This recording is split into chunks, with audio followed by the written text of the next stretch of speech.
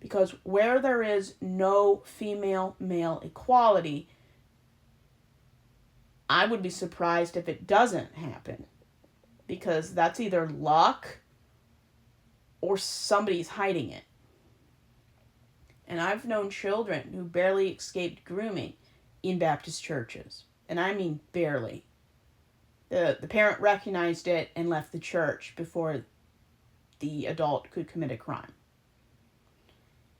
These environments that are run by the elite of men are ripe for abuse. Even though, hopefully, it never happens. I don't want any of my family, any of my nieces, nephews, or if I even had kids, I don't. But if I did, I don't want them in that environment. Because where there's a power vacuum, where there is too much trust, naivety, and faith, there's going to be people who go there to abuse.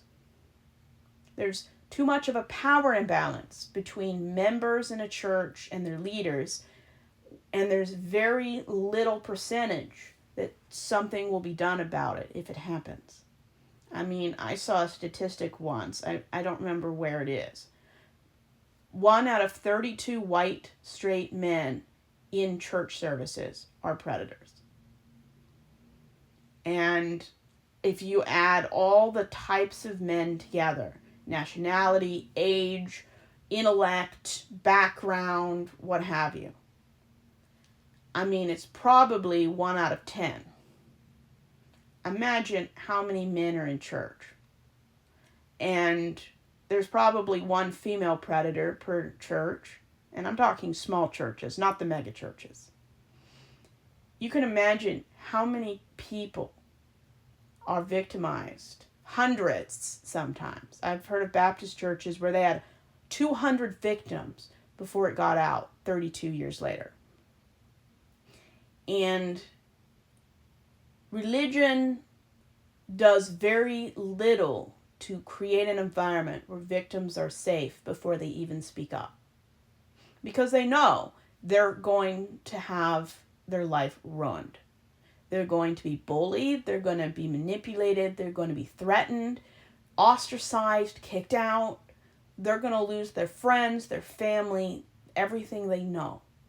Because churches don't take it well when they find out there's accountability. Something they probably wouldn't want to do anyway.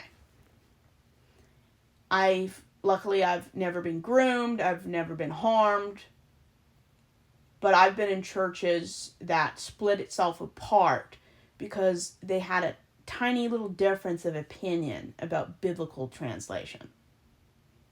I mean, children are starving in the world. Women are speaking out against Epstein, but they care more about how a Bible is translated or which Bible translation to use. That's the hill they'll die on. Like, who cares? Read whatever Bible you want and go on from there.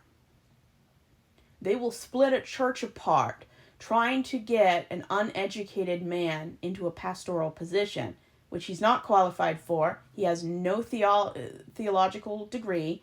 He was not selected and voted in, which is the constitution of the church, the bylaws. He fits none of the expectations and requirements to have the job, but they'll split a church over getting an unqualified nobody into a position he can't be in.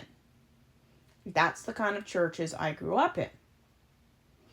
And it's very sad how churches care more about fighting over the color of a pew and the carpet and whether or not there's a cross behind the pastor's podium than they do about survivors. Survivors are never safe. They get lucky. And when I mean they get lucky, I mean they happen to be in a church that actually lived what they read in the Bible. Very few survivors are safe in high control religions, specifically fundamentalist Christianity.